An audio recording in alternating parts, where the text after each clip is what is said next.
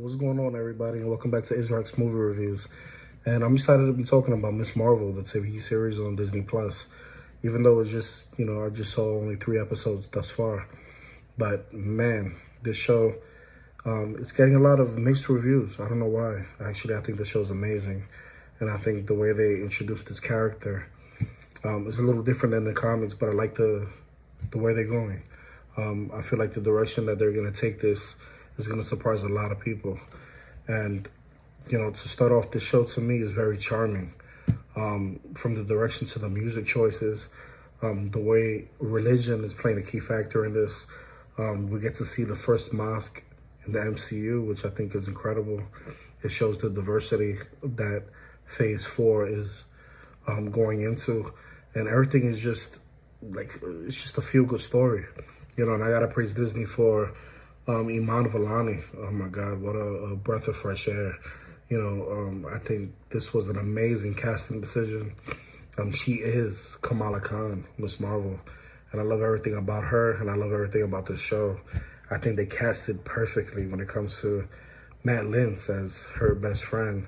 And the rest of the characters, starting off with the family. I would have to say that this is one of the best efforts I think Marvel has captured, especially towards the brown audience.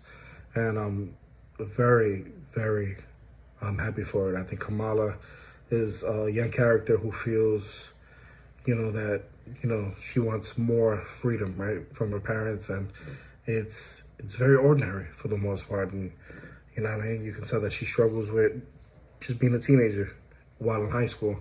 And I think she definitely makes an impression, a strong impression, especially for the young actress.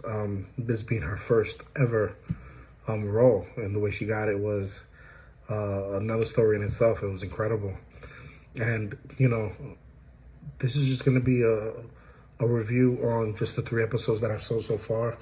I think my general thoughts on this is Miss Marvel is a really fun addition to the MCU, and the show is really creative in how it handles, stuff like texts.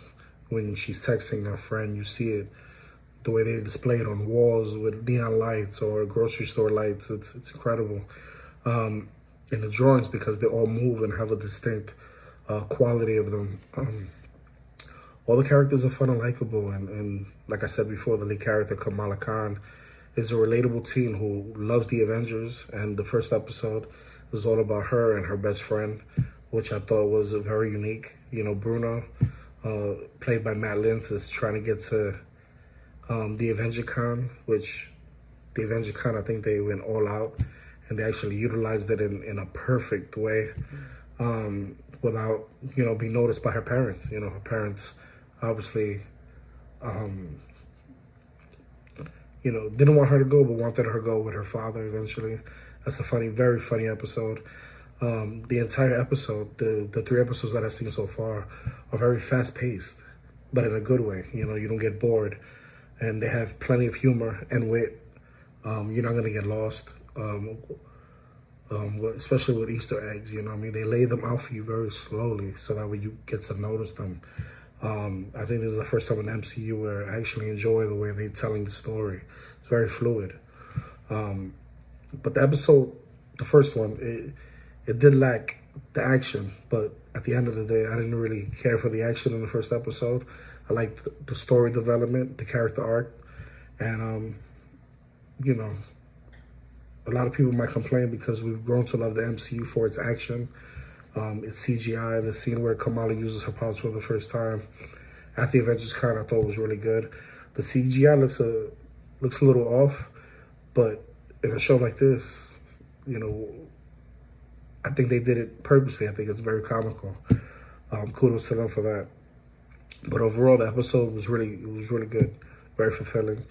It was enjoyable, very relatable, like I mentioned before. And we're all like Kamala Khan.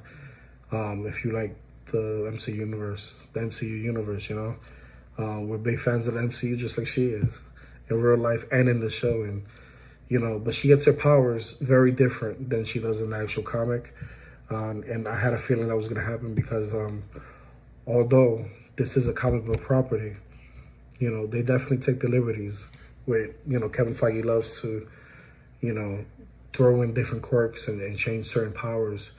And just like he did in Shang-Chi, eventually, it was supposed to be the 10 rings, and he made them pretty much bracelets, since we did get the Infinity Stones, and we had a glove that looked like they had rings on it. So I understand.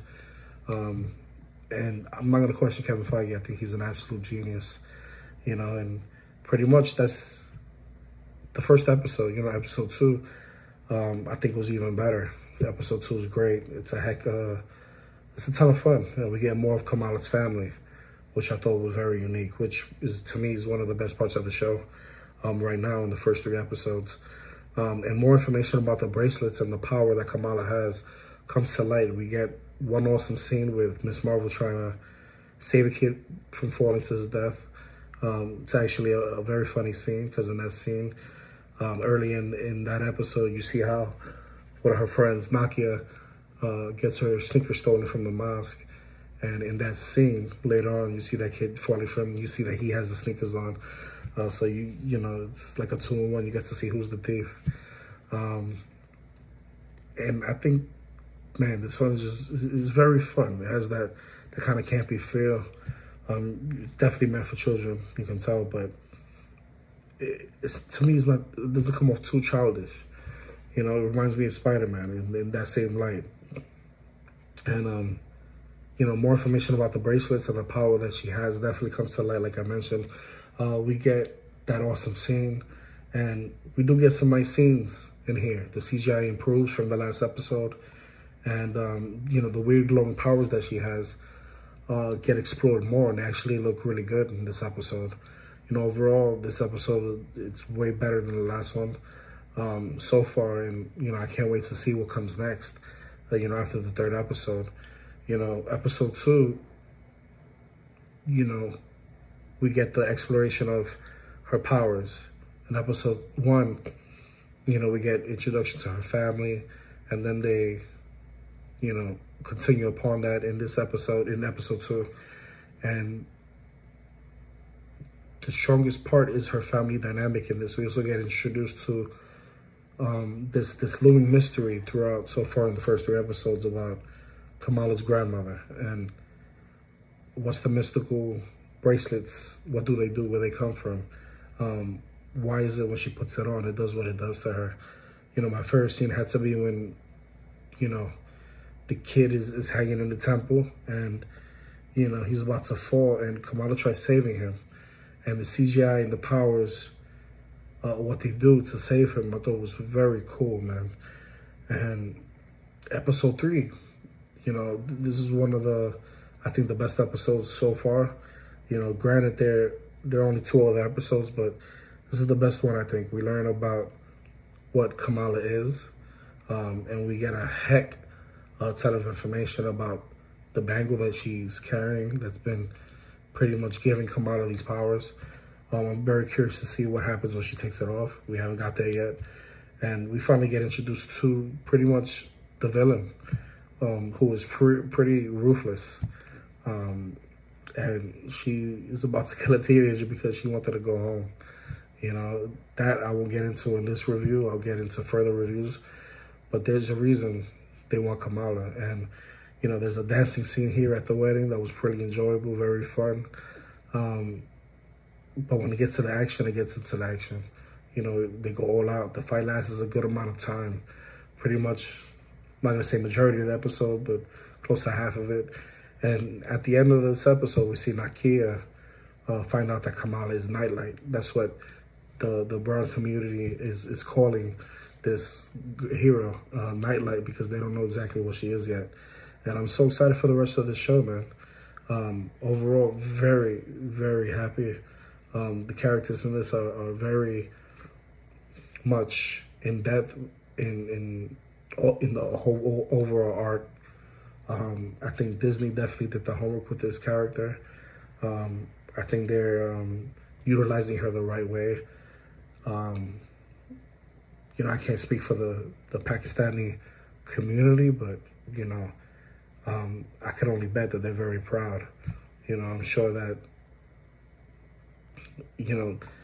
some might not like the way it's getting utilized, but I think they're doing it in a very respectful way. especially in the mocks, the pastor or priest or, whatever they might call him. He's actually funny as well.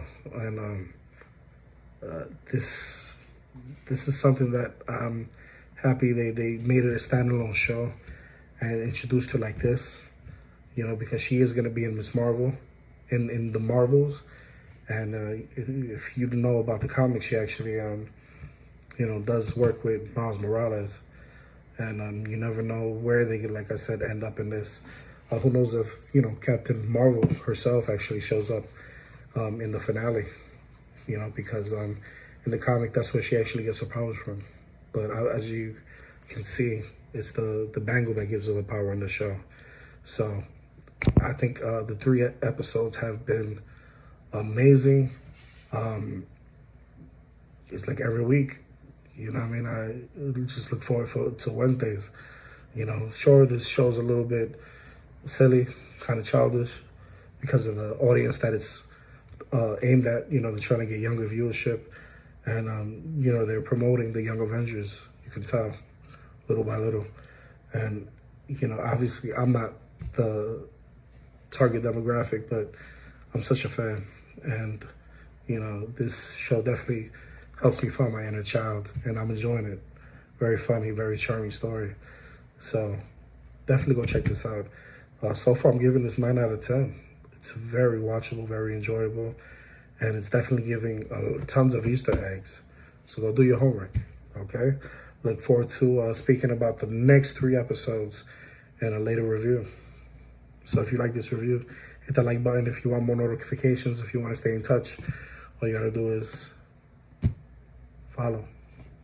To the next one. Peace.